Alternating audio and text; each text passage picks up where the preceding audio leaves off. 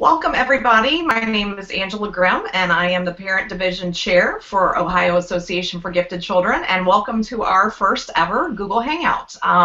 We have a lot to talk about tonight about the College Credit Plus program, which is one of Ohio's new packaged opportunities for high ability kids in grades 7 through 12, formerly known as the PSEO program. And we have a couple folks with us tonight, both Ann Flick, who is a gifted intervention specialist, instructional specialist, who's going to be sharing with us her expertise and experience with the College Credit Plus program, and also Elena, who is a college student at the University of Central Florida. And Elena was able to take advantage of some of those classes through the PSEO program, so she's going to share a little bit of her experience tonight. So before we get started, I just want to share with you a brief overview. College Credit Plus is a program where 7th through 12th grade students can take advantage of dual credit opportunities. While they are taking high school courses, they can also be earning college credit. And again, Ohio has repackaged that into a program called College Credit Plus, and we'll walk through some of the particulars and timelines and so forth with that tonight. But before I introduce our guests, I want to encourage you all to consider joining the Parent Division for OAGC. I really believe strongly that the parent voice is one that is not heard enough of or from throughout our state. We have a handful of members who are part of our Parent Division, and we would love for you as a parent to consider joining. There are some wonderful benefits, but I think the biggest benefit for me has been the opportunity to connect with parents throughout the state and really learn from them and their experiences and what they have to say about their journey helping raise a gifted child. So I hope that you will consider joining. If you are interested, you can go to www.oagc.com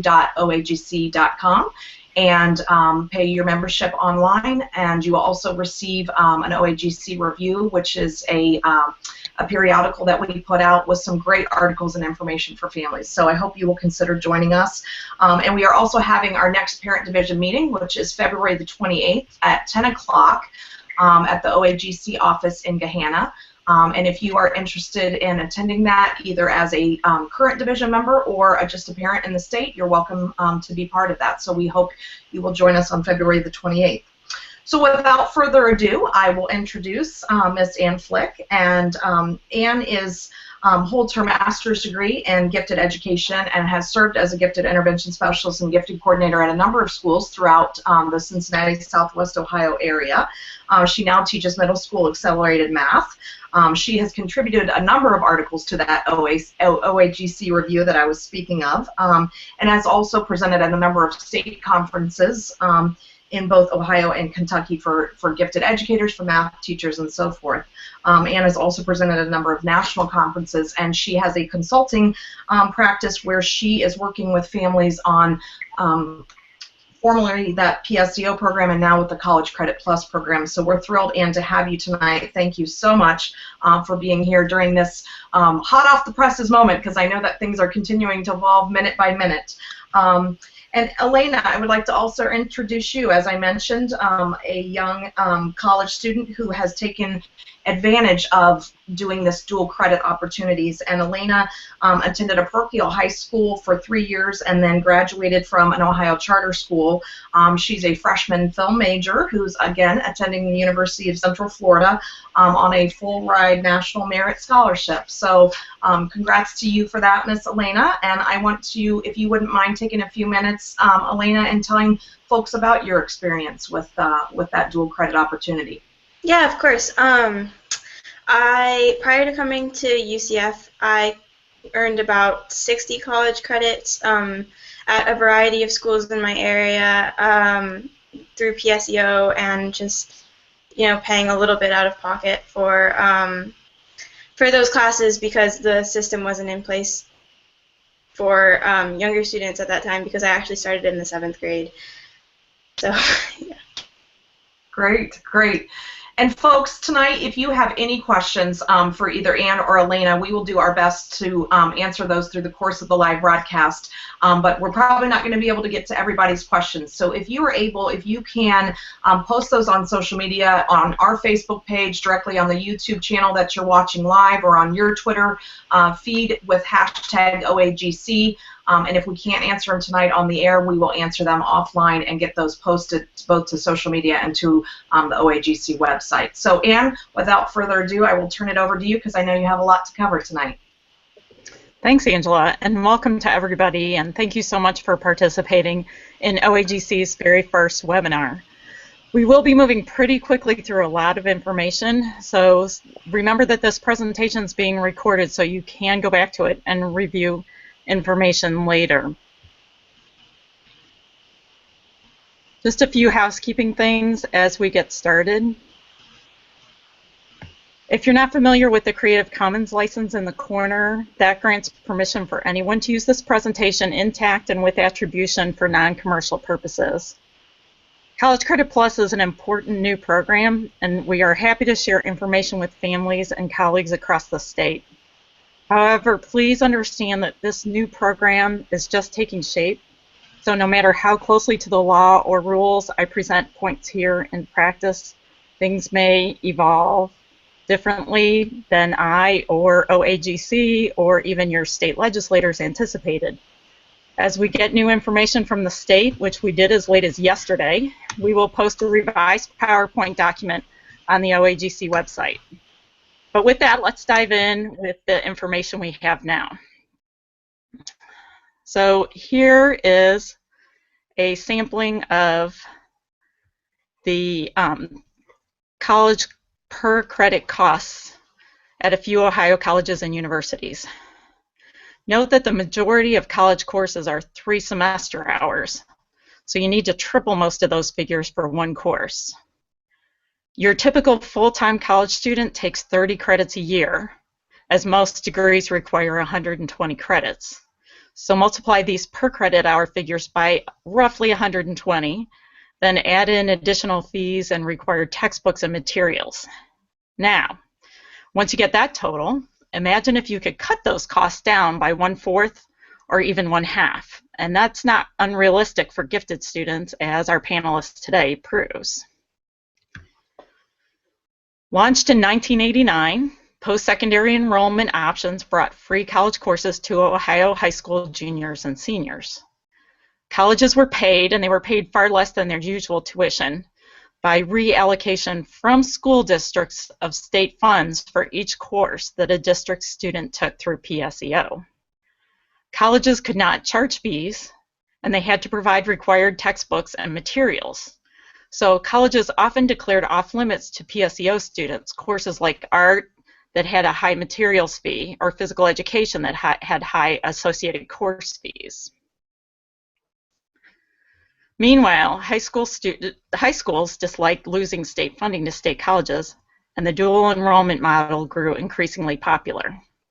In this arrangement, the high school provided college courses at the high school and taught by a high school teacher who also is qualified to teach undergraduate courses. In nearly all those cases, the student paid tuition to the college. But as college courses proliferated in the high schools, questions started to arise about how to assure quality and true college-level rigor. So last summer, the General Assembly created College Credit Plus to go into effect for the 2015-16 school year. College Credit Plus folds in both PSEO and dual enrollment and governs all college courses for Ohio secondary students in grades 7 through 12. All Ohio resident 7th to 12th grade students who are capable of college coursework, regardless of their school setting, are eligible. To preserve eligibility, the student has to declare in writing his intent to participate in College Credit Plus by April 1st every year. Public school students submit a form or letter to their principal. If a student was unable to submit his intent to participate by April 1st and the principal denies the student participation, the student does have the right to appeal that decision to the State Board of Education. Private and homeschooled students either snail mail or email a form to the Ohio Department of Education. And to find that form, you go to education.ohio.gov and type College Credit Plus into the search box. And that will take you to all the available documents related to College Credit Plus. And they're just starting to roll out right now. A student who is under expulsion from school can be refused permission to participate in this program. Full-time in College Credit Plus is defined as 30 semester hour credits in one academic year. Public school students are limited to being one full-time student between their combined College Credit Plus and secondary credit-only classes. So this is the formula to determine how many credits a student may take in any academic year. For example, if you are taking 6 credits of high school-only courses, that gets multiplied by 3, creating a total of 18. Then that is subtracted from 30, leaving you 12 college semester credits you are eligible to take through College Credit Plus. There is a limit of 120 credits total a student can take through all her years in College Credit Plus. The law prorates this total beginning second semester of 9th grade, such that a student from that point forward can take only 105 credits, and then only 90 credits from sophomore year forward, and so on. All public Ohio institutions of higher education, colleges and universities, must participate in College Credit Plus. Private colleges choose whether or not they want to participate, but if they do, they must follow all the requirements of the program. Approved out-of-state private colleges may participate too. Colleges are required to promote College Credit Plus on their websites and include the information listed here.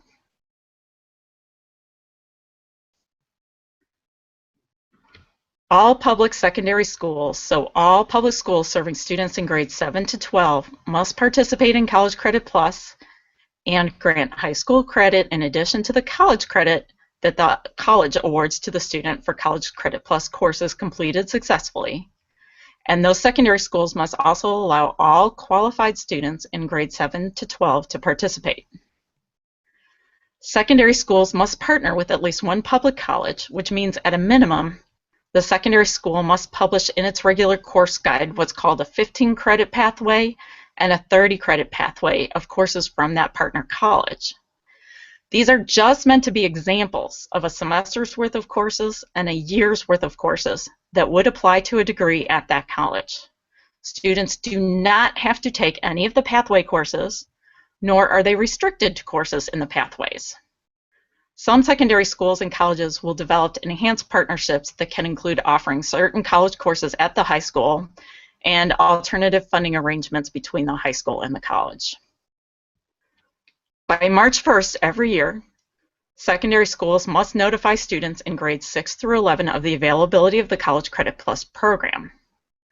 By March 30th, they must hold an information session for families, and any partnering colleges must participate so students and parents can get their questions answered.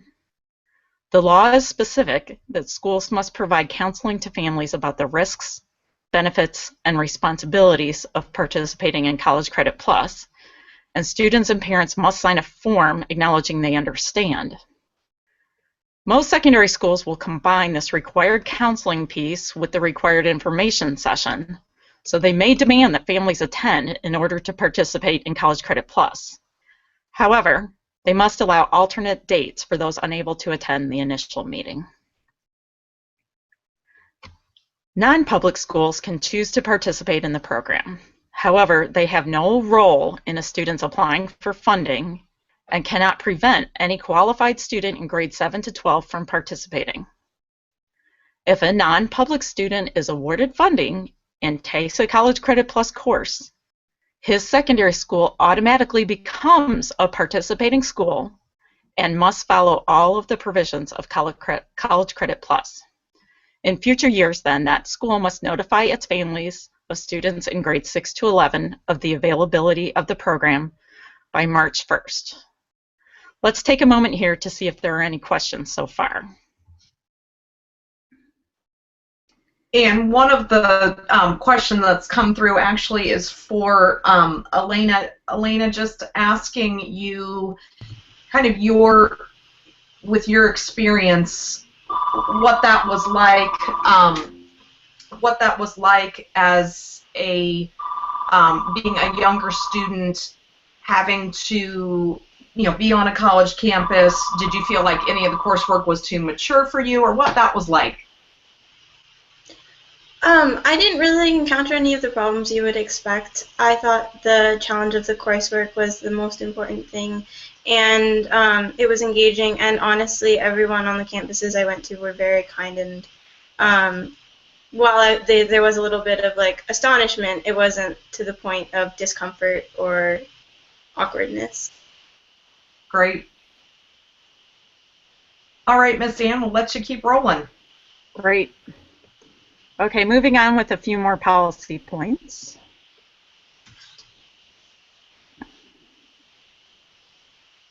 All right, now that we know all the parties that are participating, let's look at some of the other specifics like credit.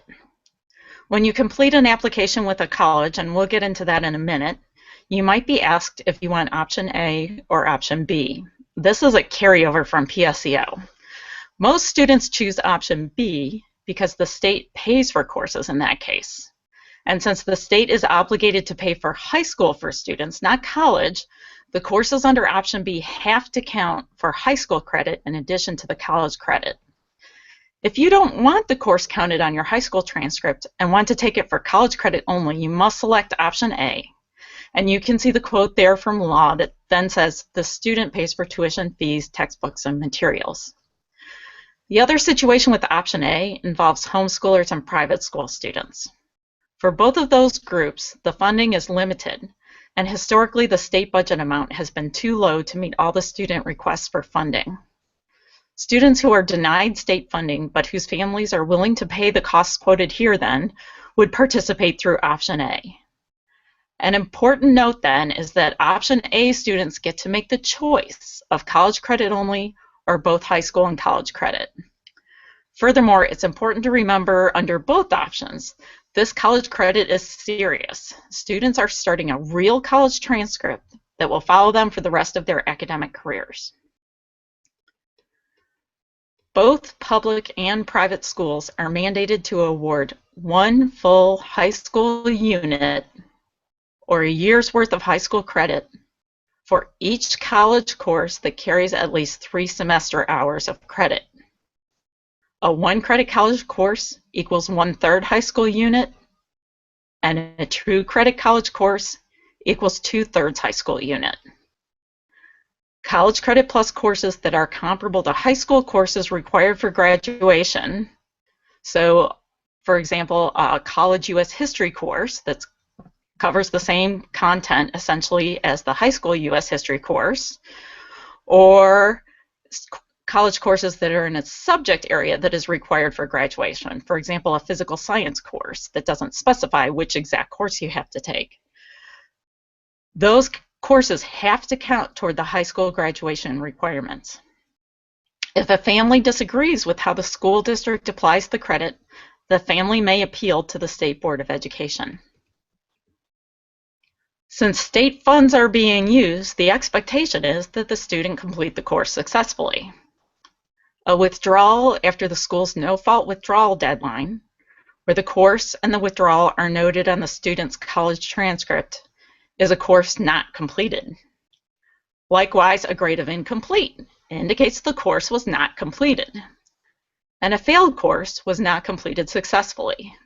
In all of these instances, the public school district can require the family to repay the district for the course unless the student has been identified as economically disadvantaged. Private school students may be asked by their principal to pay, and tuition costs are returned to the state. There is no such mechanism or provision for homeschooled students. College Credit Plus students still must take required state exams, such as those in English and math. However, there is a provision elsewhere in law to allow districts to count College Credit Plus grades in U.S. history, U.S. government, biology, and physical science in place of those end-of-course exams. And the Ohio Department of Education is still formulating the procedures for this. Now for grades. While students may choose the pass-fail option for their college transcript grade, their high school may require an A through F grade. So in that case, arrangements will need to be made in advance for determining the high school grade. In most cases, this will simply amount to just printing out the online grades at the end of the term so the high school can see the final numerical score. Another thing that's often important to gifted students is how course grades are weighted. If a school has honors, AP, or IB courses that are weighted at the high school, any College Credit Plus courses in those same subjects must also be weighted equal to the highest weighting used for any of the other courses. And the law makes the same requirement for weighting of class rank. Okay, courses. Just like under PSEO, courses cannot be remedial. If you are not ready for college coursework, you have high school courses available to you to develop those skills. Likewise, courses cannot be sectarian. Courses where students make an objective academic study of religion and religious elements, like maybe a literature course on sacred texts that studies the Old Testament and the Torah and the Quran, or even a sociology course on world religions, those are permissible. However, any course, no matter what its title, that promotes a certain faith or dogma cannot be paid for by state funds and is not permitted in College Credit Plus. All other courses offered by the college or university for which the student is qualified and in which there is space available are open to the College Credit Plus student. College courses commonly have prerequisites, though. This may be a course that must be completed before the course in question, like Calc 2 would have a prerequisite of Calculus 1. So a College Credit Plus student would either have to have transcripted college credit in Calculus 1 or somehow otherwise satisfy the college, maybe with a passing AP Calc AB score, that she has met the equivalent of the prerequisite. Another common prerequisite is a minimum score on a certain section of the school's placement or admissions test. For example, a history course that requires extensive writing may require the student to have earned a certain score on the writing section of the Compass test. Obviously, college's first priority is to serve their regular tuition-paying students. So the law mandates that those students get first priority in registering for courses.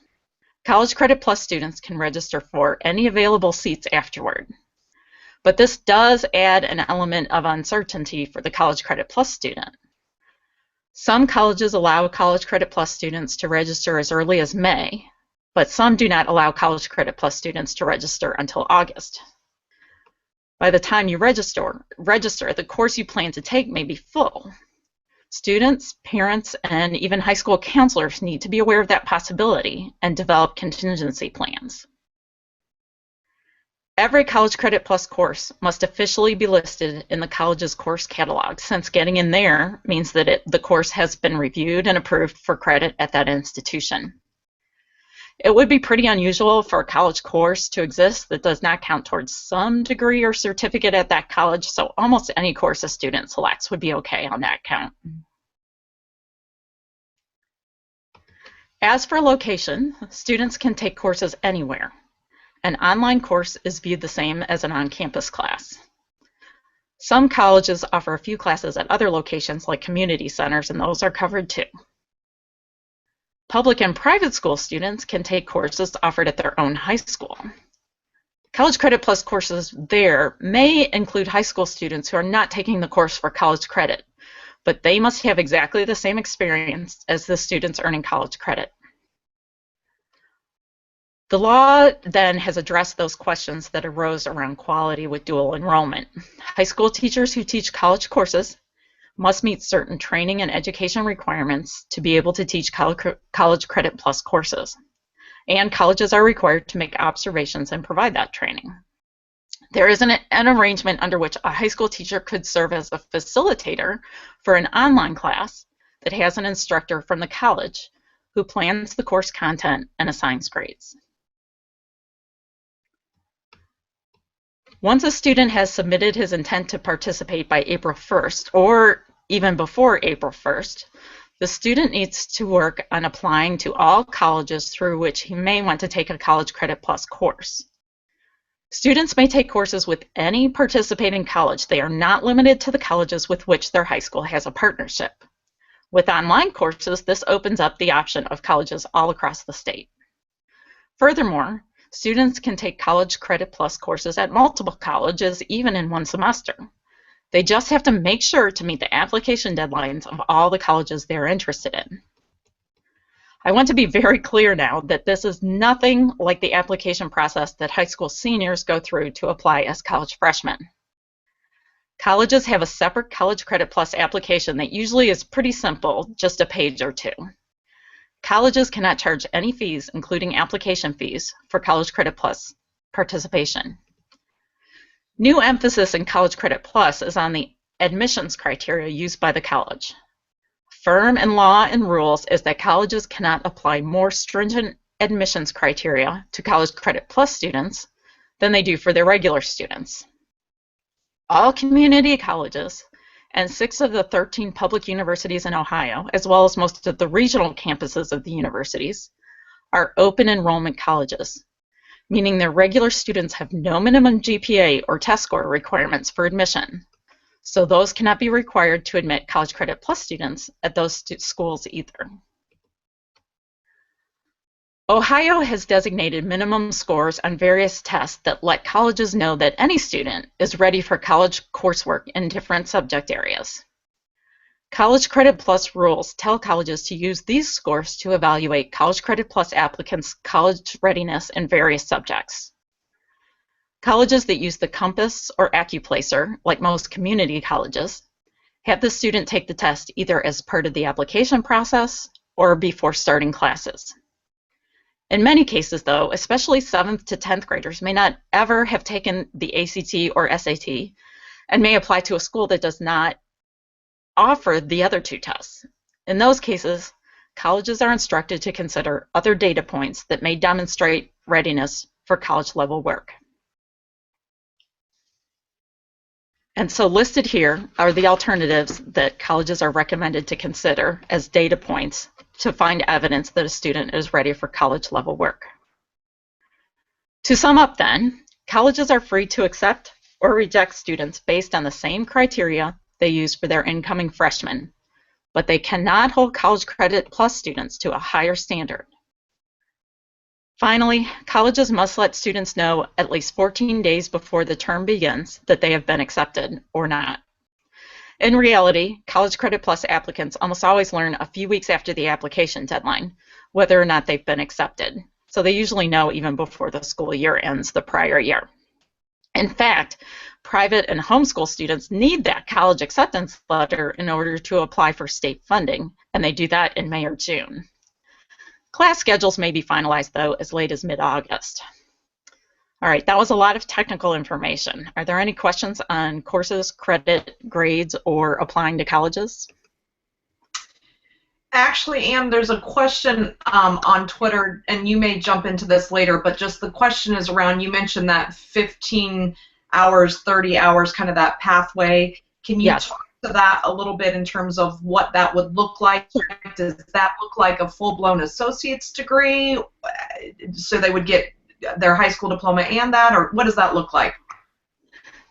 The 15 credits is the equivalent of a semester in college. 30 credits is the equivalent of a year. Okay. So the thinking was that high schools would be required to publish, along with all of their other course offerings at the high school, a 15 credit hour pathway that's just a sample of, it's probably going to be 5 classes and 5 probably introductory level classes that could apply to a degree at that college.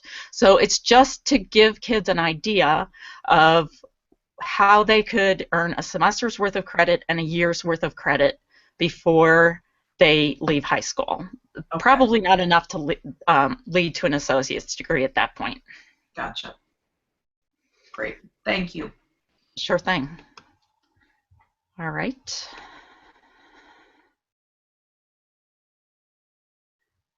Now we've got 2 quick slides on private and homeschool students. Because their College Credit Plus courses are paid from a different fund, students attending a private school have additional procedures to follow. They must have an acceptance letter from a college and submit that, along with an application form, to the Ohio Department of Education. Students can apply by mail, in person, or online. The department has not yet posted the application form or the procedures yet. Students will indicate the number of credits they would like to take through College Credit Plus in the next school year. Students should be sure to apply for as many credits as they may possibly take at all colleges to which they have applied, up to the annual limit of 30. Back under PSEO, the application window was from May 15th to June 15th, so we expect a similar time frame under College Credit Plus. The annual funding amount that's allocated by the state legislature is divided into 3 semester credit hour units. This is 3 credits no matter where the student takes the course. Then the department goes through all of the applications from private school students and awards units following an established procedure. We're told that the award procedure will be different under College Credit Plus than it was under PSEO. Previously, private school students were awarded units on a first-come, first-served basis, regardless of class standing. Then several years ago, the department changed to a process that went by grade.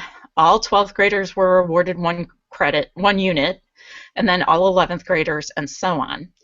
Then if funds still remained after all 9th grade applicants were awarded a unit, the department would go back and award a 2nd unit by grade, starting with 12th graders, until they hit a grade at which the funds ran out, and at that point they would hold a lottery for the remaining funds in that grade. And historically, the funding has never stretched far enough for all the students to get everything they requested.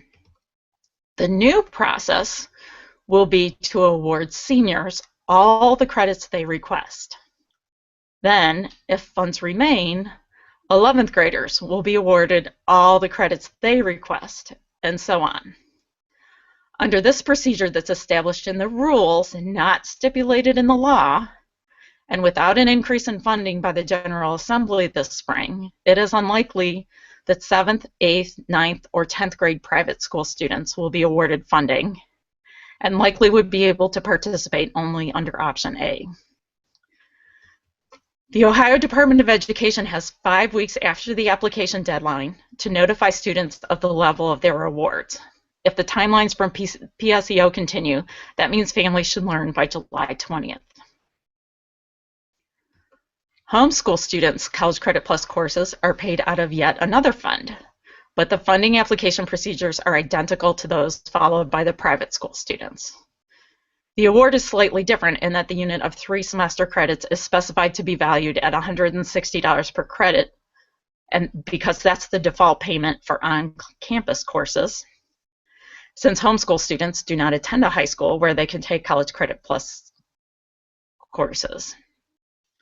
In fiscal year 2015, $250,000 was allocated by the legislature for homeschool students to participate in PSEO. That same funding would cover 520 College Credit Plus courses, awarded following the same hierarchy as with private school students, where seniors get their full request before juniors get any award. So if there should be 52 homeschool students, seniors, who want to take the full load of 10 courses they are permitted, they would use up the entire fund. So as with private school students, without increased funding from the General Assembly, it is unlikely that homeschool 7th, 8th, 9th, 10th, or possibly even 11th graders would be awarded any funding. But again, they can still participate under option A. Now, the hallmark of the PSEO program always had been that students could participate completely free. That has changed a little bit under College Credit Plus. First, I want to make it very clear that there is a completely free option for public and private school students. If they take courses at public colleges, there is absolutely no cost to them. Homeschoolers also can participate at public colleges for no cost, except homeschoolers are responsible for required textbooks and materials. This means no application fees or other fees. At a public college, you cannot be required to pay any fee to take a College Credit Plus course under option B. The college is required by law to waive all fees. All textbooks and materials required for a course must be provided by your school unless the school has made an agreement with the public college to provide those. The law specifies that secondary schools are responsible for textbooks, and the rules make secondary schools responsible for materials. This would be like if you're taking a ceramics course and you're required to have some clay, That would be an example of a material that your secondary school has to provide. Or even if you're taking a French course that requires an access code to online resources, that would be another thing that the secondary school would be required to provide. Even under option B, though, families can be charged for private colleges. The maximum charges for public school families are based on who teaches the course and where, as listed here. Each figure here is the total that families can be charged. So books and materials still must be provided by the secondary school, and all other fees still must be waived by the college. If private colleges impose a different tuition on private school or homeschool students, they are required to disclose those costs that families will have to pay above the amounts that the state will contribute, which are listed here. These students also may be responsible for providing their own textbooks and materials.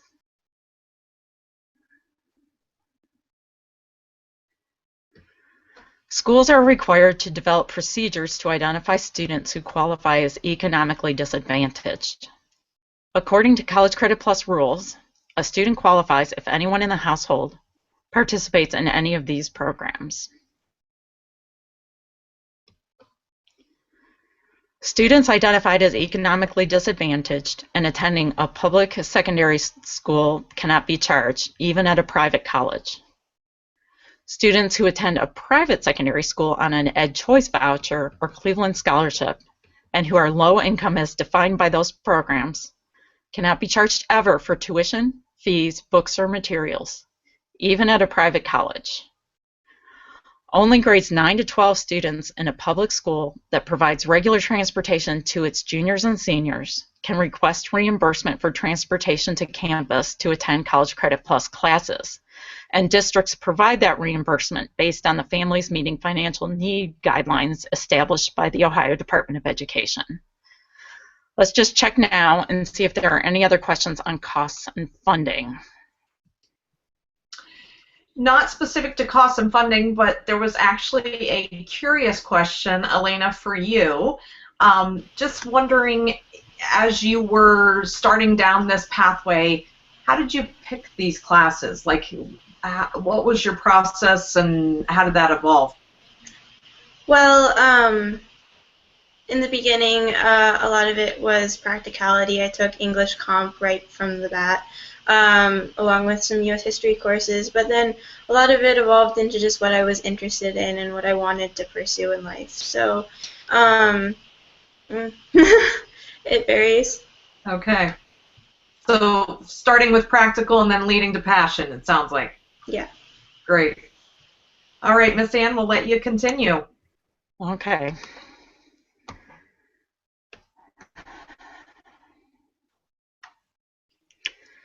All right, these next two slides are compiled into a one-page document that we're going to post on the OAGC website.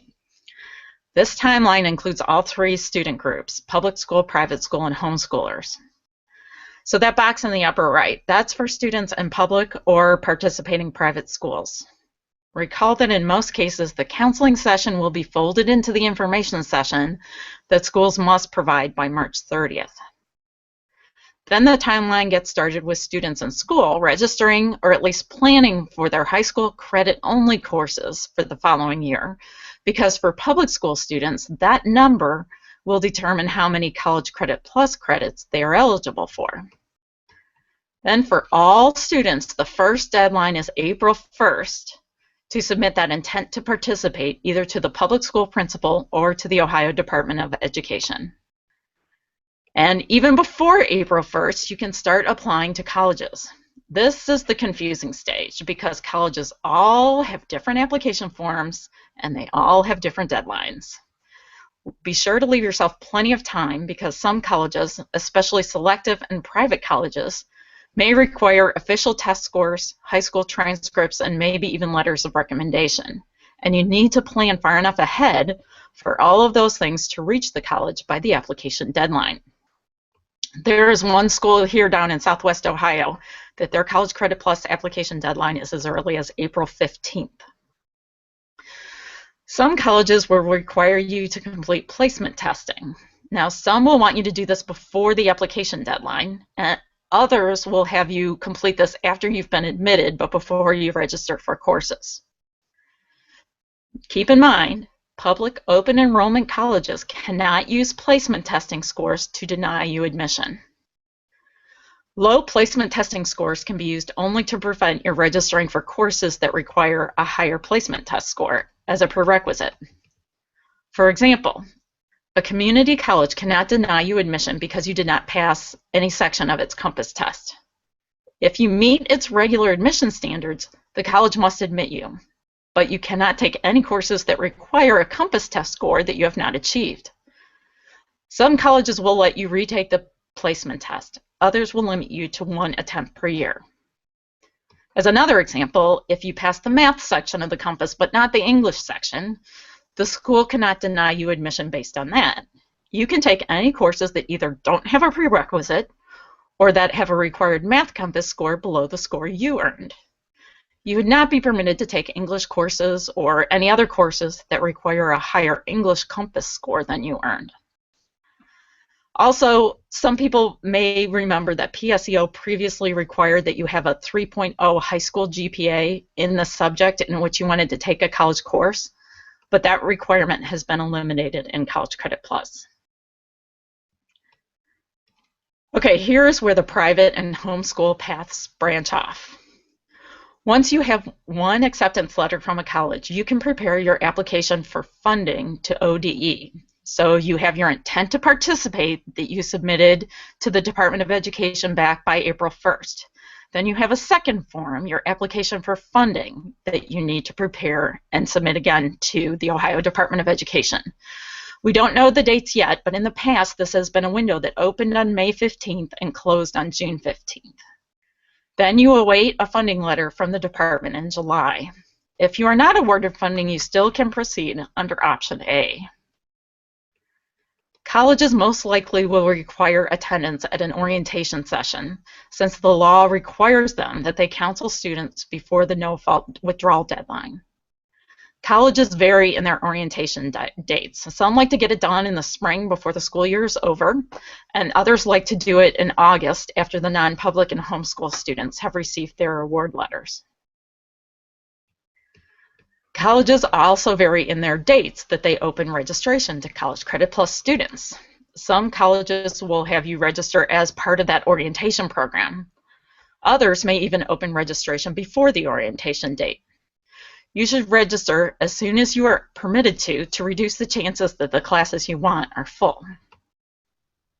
Now, college has changed a lot just in the last decade, and colleges hardly ever mail paper anymore. So quite probably, you will have to log onto your online account with the college to find your class schedule with room locations. Then just make sure you earn a passing grade so you won't be forced to repay the cost of your college course. And remember that the college has lots of tutoring and advising services to help you succeed. Okay, are there any questions on the timeline? We did not have a specific question on the timeline, Ann, but one of the questions was around if there are minimum recommended SAT scores for College Credit Plus pursuing that opportunity. That's a great question, and besides the non-remedial uniform standards that were on that one chart, on the one slide, I have a way for you to kind of figure out what makes you a good match for a particular college that's coming up. So if I can table that one, we'll see if I can answer that question in a minute with a slide. Sounds great. Any others? Not at the moment. Okay. All right. So now we'll make that big transition to, we're done with all the policy points. So now we have to determine whether a secondary student is ready for undergraduate coursework. Or in other words, can a 7th grader really do college coursework?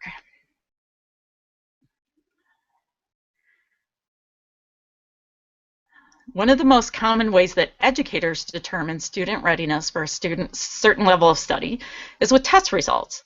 And parents can do the same. If your student is considering a college that requires an SAT or ACT score, you can look up the range of those scores among the school's freshman class the previous year. If you go to bigfuture.org, that's the College Board's search engine for colleges, and you can find a lot of data on colleges across the country there. So for example, here are ACT scores for Youngstown State University's freshman class last year. That box at the top shows the middle 50% of the class. So the bottom fourth of the class scored below an 18 composite, and the top fourth of the class scored above a 24 composite. And the bar graph gives you a breakdown. So you can see if your child took an ACT, either participating in Talent Search or independently, you can compare her ACT scores and see that if she scored around an 18, she would be in pretty good company at Youngstown, although she would not be among the top students. She would be if she scored a 30. There's another similar chart for SAT scores, so you can compare those too. If your child has not taken either of those tests, or if it has been a long time since she has, you can get from your local library or a bookstore either the Red Book of Real ACT Exams or the official Blue Book of Past SAT Exams, and have your child take one of those at home under time conditions and use the scoring guide in the book. Those tests are also offered multiple times each year, and your student is free to register and take the tests so she has official scores to submit to colleges. However, students under 13 by federal law can't register online, so you have to call SAT or ACT to request a paper application that you then mail back. After the test, it takes about 2.5 weeks to receive scores. And if you did a paper registration, because your child's under 13, you have to call for those scores to get them on the day that they're available. Don't wait for the mail. Call and tell them that your student's under 13, and you should be able to get the score over the phone without paying a special fee for that. Students who have taken the PSAT in 9th, 10th, or 11th grade receive a notice of their AP potential. If you are notified that you likely would succeed in an AP course, you likely could take a college course in the same subject area, since AP courses are supposed to be at the level of introductory college courses. If you have scored a 3 or above on an AP exam, you've already shown that you can do work at the college level. CLEP tests are given at testing centers, usually on college campuses, and they too cover introductory college course content and are used to award college credit. If you've scored well on a CLEP test, you have shown you can do college level work, at least in that subject area. As I said earlier, most of the community colleges use AccuPlacer or Compass as a placement test. These are untimed tests on the computer.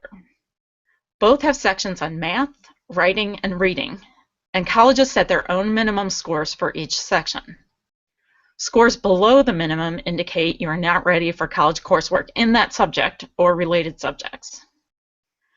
Although failing scores in all 3 sections is not a reason to reject a College Credit Plus student's application at an open enrollment college, such a result is a pretty strong indicator that the student likely would struggle if he insisted on taking college courses that don't have a test score prerequisite specified.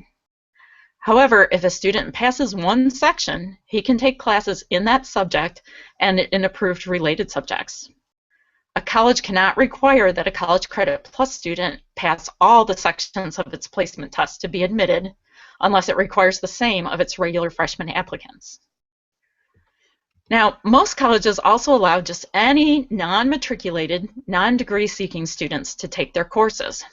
Applying for this status, not the College Credit Plus status, now just a normal non-matriculating, non-degree seeking student, usually involves simply completing a 1-page demographic form. After that is processed, the student is directed to take the school's placement test. So families that have no other way to gauge a student's readiness may consider this process to give the student access to the Compass or AccuPlacer test. Keep in mind, though, that some schools allow only 1 attempt per year on their placement test. So there is a chance if the student does not pass all the sections under the non-degree status, he may not be allowed to test again that year after submitting the College Credit Plus application. But if he does not pass any section anyway, you really get the answer you needed, that he's not ready for college work yet, and you're not going to be applying for College Credit Plus that year anyway. Another note to keep in mind if you're applying to multiple colleges that require the same placement test. Most colleges will not make you retest and will accept your scores from another college, but you need to initiate that request and provide a copy of your score printout, so make sure to keep track of that. ALEX offers online adaptive math courses. If you have no ACT or SAT or other placement data to get a sense of readiness for college math, you can purchase a 1-month subscription to ALEX. The first thing you do there is take a pre-test. If ALEX then suggests a course level of pre-calculus or trigonometry, you may be ready for college level math. Another approach is to look up the textbook used for a course your child is considering. Federal law requires all colleges to list somewhere on their website the textbooks that are required for various courses. And there is nothing stopping you from walking onto the college campus, into the college bookstore, and picking up off the shelf a textbook for any course that your student is interested in. You can stand right there in the bookstore, thumb through the textbook, have your child look at a section and see if he can comfortably follow the content.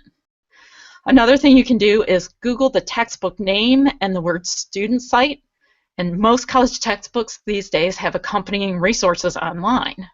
And checking out those online flashcards and practice quizzes and other online content may help your student get a sense of whether or not he can handle the material. Really, don't discount going to the college campus and having a one-on-one meeting with a college advisor who works with College Credit Plus students. These professionals who spend their days supporting secondary students to be successful in the program are in a great position to help you assess whether you are ready.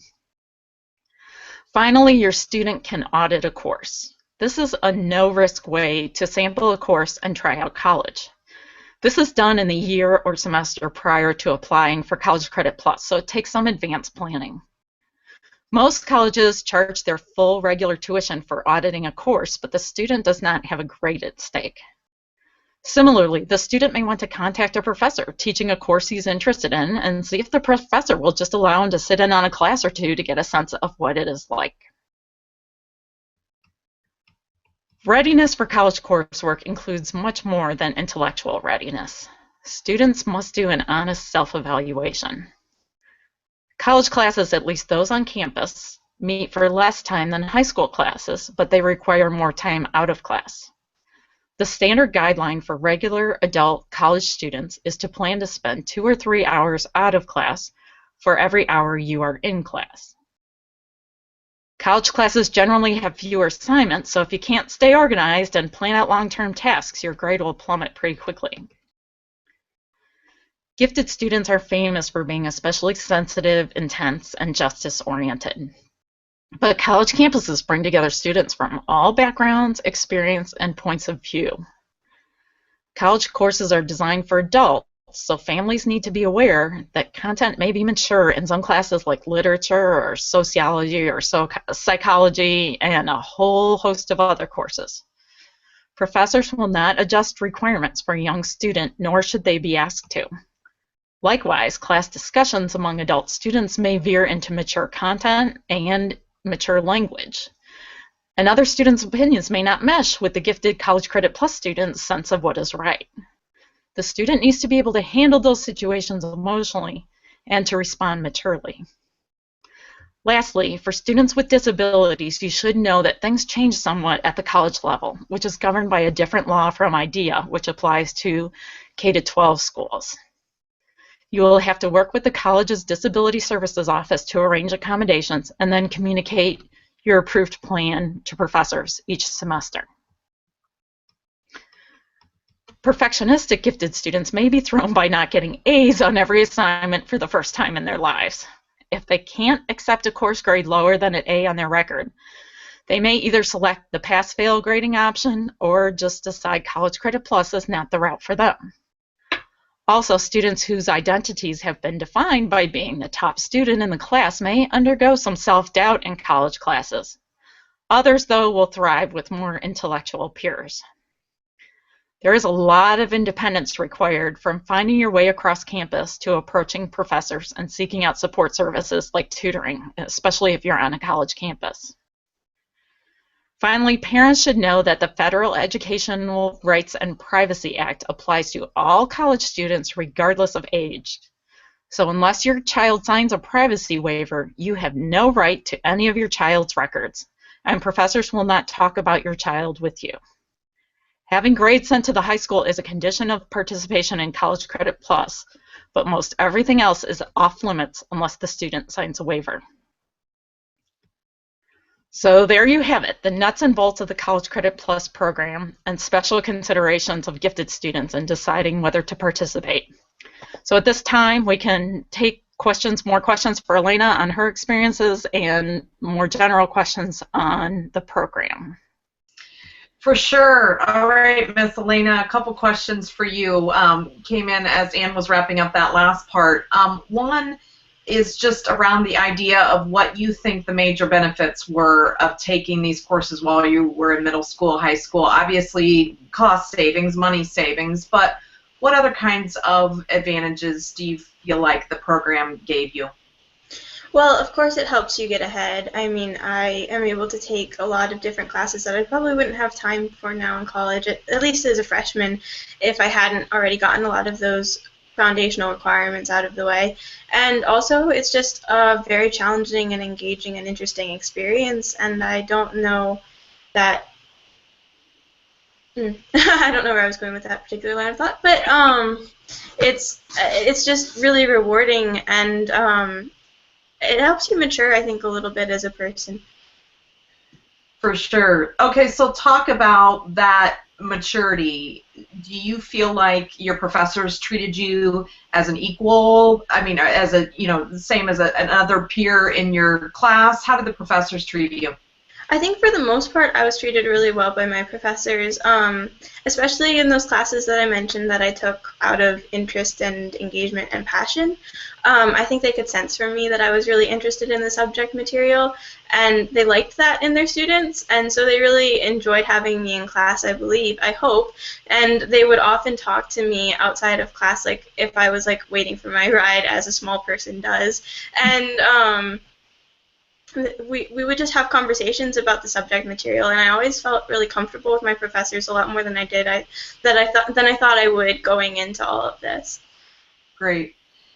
And I know that you also, I mean, when Ann was talking about just the realities of, being a gifted child and perhaps some of the perfectionistic tendencies and sensitivities, and you and I didn't know each other before this Google Hangout, but did you have to overcome any of that, and what was that like? Yes, it's an ongoing struggle. I think it's hard not to hold yourself to an especially high standard sometimes, and you have to realize that you're doing the best you can in your situation, and that you are excelling in whatever ways you are, and you just really have to come to terms with the fact that not everything is going to go exactly as it has always gone in your past, but that doesn't make what's happening now any less of a valuable or important experience. For sure. Now talk about, like, what was that stretch layer of a lot of parents and students, is to have the educational setting that you're in be a solid enough match that it's going to stretch you, right? That it's going to provide academic growth, social emotional growth. So what was that stretch like for you? I mean, it is a transition, but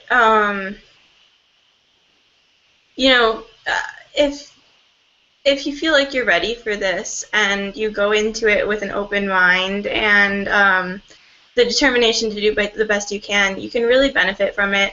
And I got along really well with a lot of my classmates, and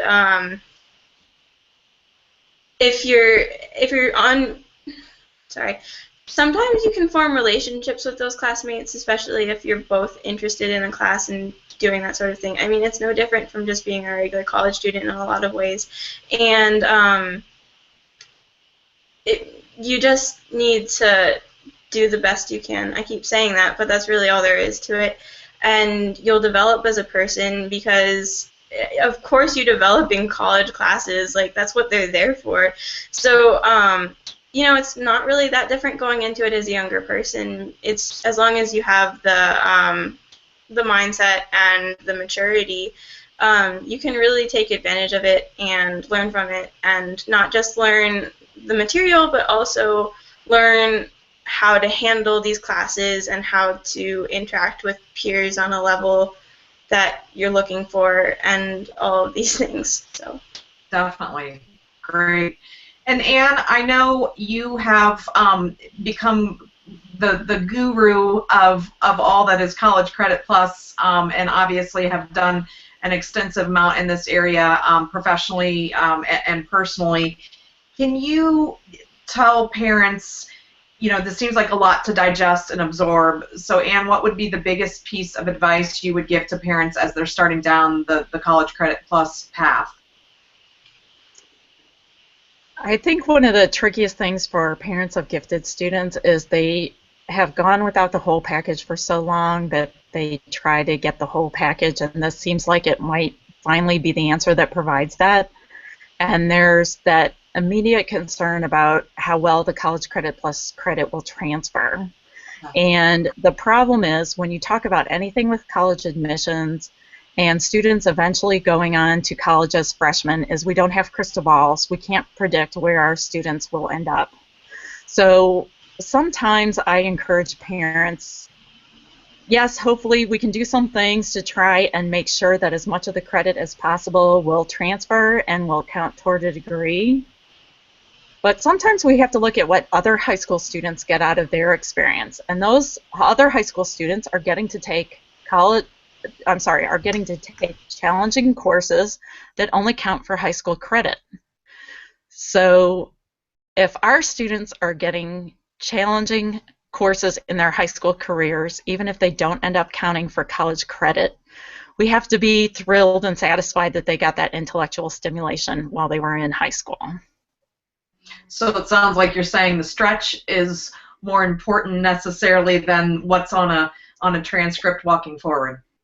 Right, and if we can get them to count double, that's great. But remember, other high school students are just getting a good high school experience, and if we can get that for our students, that's a good thing.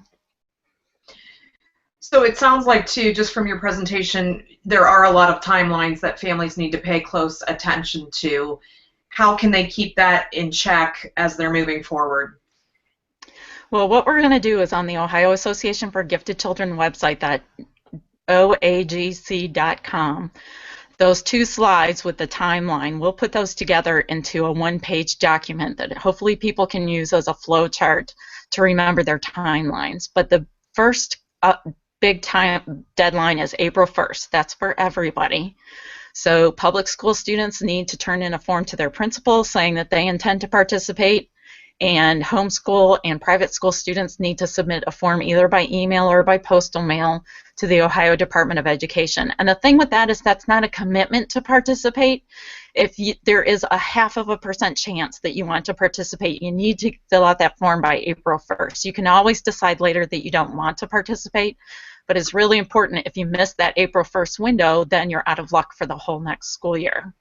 And then the next deadline is really set by the colleges that you're interested in. So right away, start going to college websites, go into the search box that's on the front page of any college website and type in the words College Credit Plus, so that hopefully you will bring up then all of that school's information on College Credit Plus, including the application form and the procedures and the application deadlines. And like I said, those application deadlines start coming pretty fast and furious as soon as April 15th. So that's the next deadline to watch for. And then finally, private and homeschooled students have that additional step of submitting an application to the Ohio Department of Education probably between May 15th and June 15th. Okay, great. We actually just had another question that came in, and around just when you're trying to work with your own child, deciding AP courses versus College Credit Plus, one, both, complement each other, what does that look like for a student? Well, considering this population, a lot of gifted students might be looking at selective colleges, maybe even highly selective colleges. And again, we're back to that crystal ball question where we can't predict where our students are going to go. Our students might want to go to Harvard, and they might be highly qualified to go to Harvard, but a lot of highly qualified kids don't get into Harvard. So you kind of run into the situation where you're trying to cover all your bases. So my recommendation is look at what would be the best fit for the student at the time. If it seems like an AP course is, for whatever reason, if it's because it's offered in the high school or you have a really good instructor, if that's the best fit for the child, go ahead and take that option, and be sure to take the AP exam at the end of the course. However, you do not have to take an AP course in order to take an AP exam. You can take any AP exam without having taken an AP course. So another recommendation is, if you are taking a College Credit Plus course that is the same as an AP exam, for example, if you're taking U.S. History at the college, you can also take the AP U.S. History exam in May at the end of your course. So that way you have your bases covered. So if you end up going to a school that accepts AP credits but frowns on dual enrollment credits, then you have your AP you've got your AP credits there. But there are schools that are starting to peel away, like Dartmouth has announced it's not going to accept AP credits anymore. So that doesn't necessarily mean that College Credit Plus classes will be universally accepted. If you start to get into some elite schools, they'll accept the transfer credit, but maybe not apply it toward your requirements for your major. But even College Credit Plus classes, for example, Centre College in Kentucky, will parse where you took your class. Centre College will accept College Credit Plus classes that you took on the college campus with college classmates, but they won't transfer credit if the college class was in the high school. So it's just really impossible to predict. So the best thing is to cover your bases as much as you can, but take the route that's the best fit for the student at the time. Again, going back to that philosophy of the priority is to get the best high school experience you can.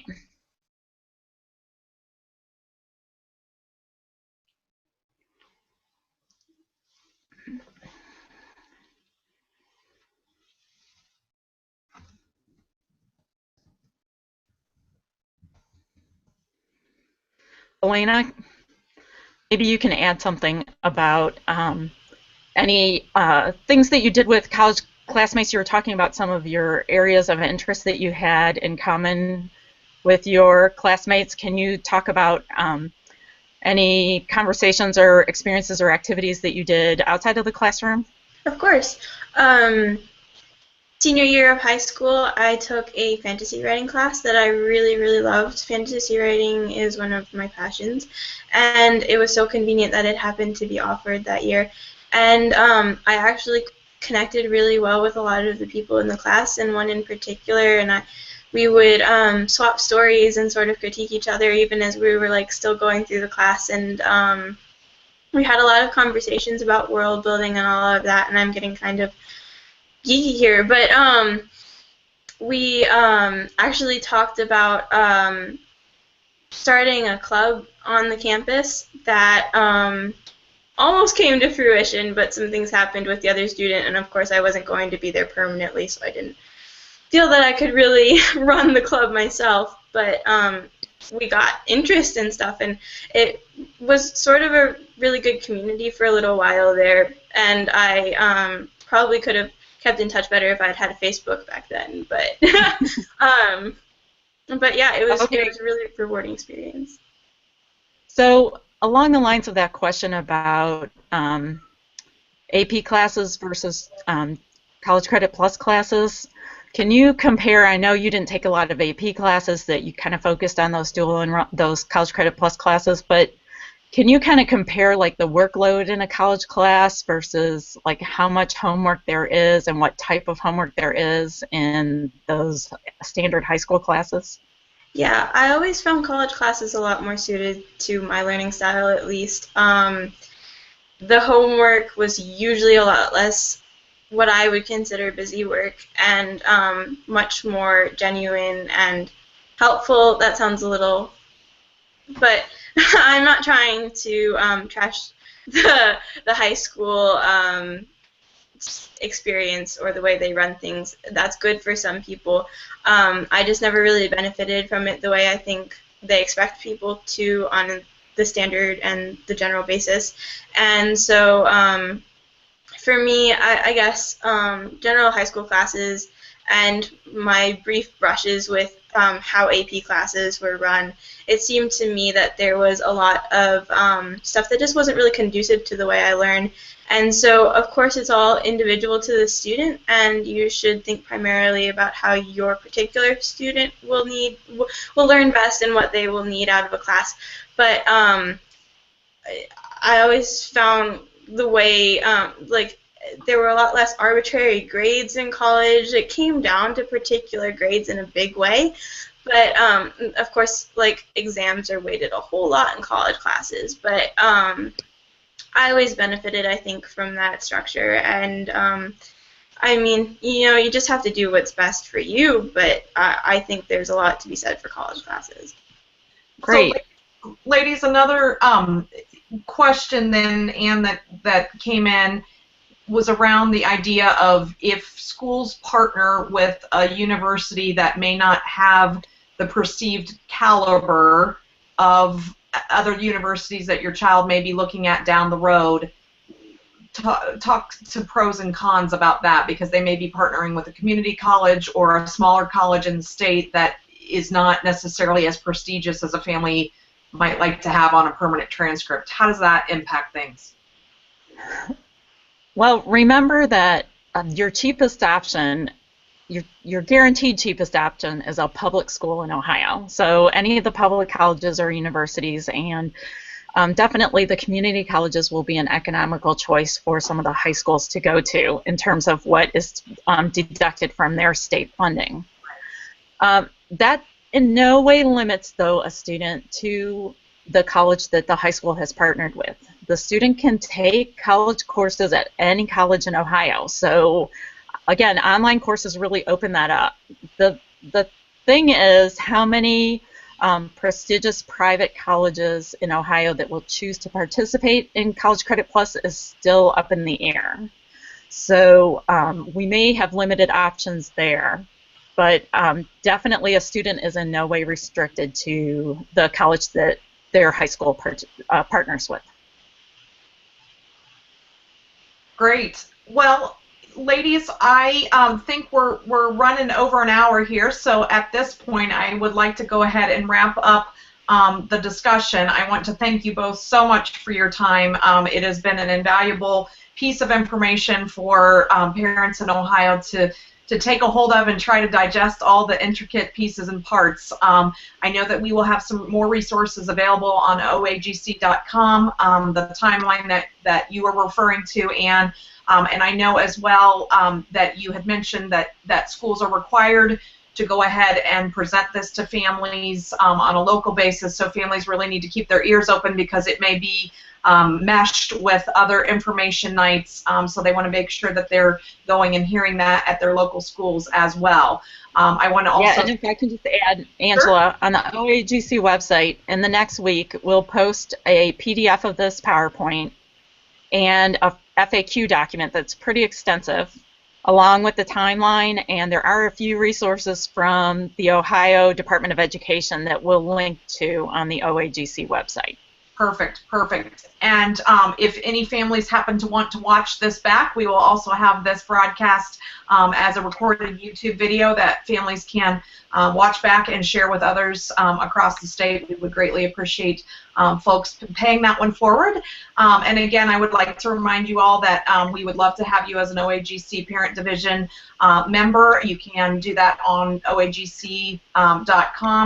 And we are also having that Parent Division meeting on February 28th and would love to have you there. So with that, Anne and Elena, thank you so much for your time, and thank you families for joining us tonight, and hopefully we will do this again soon as a Parent Division for OAGC and share some other information that's pertinent to families who are supporting gifted learners across the state. So thanks, ladies, and good night.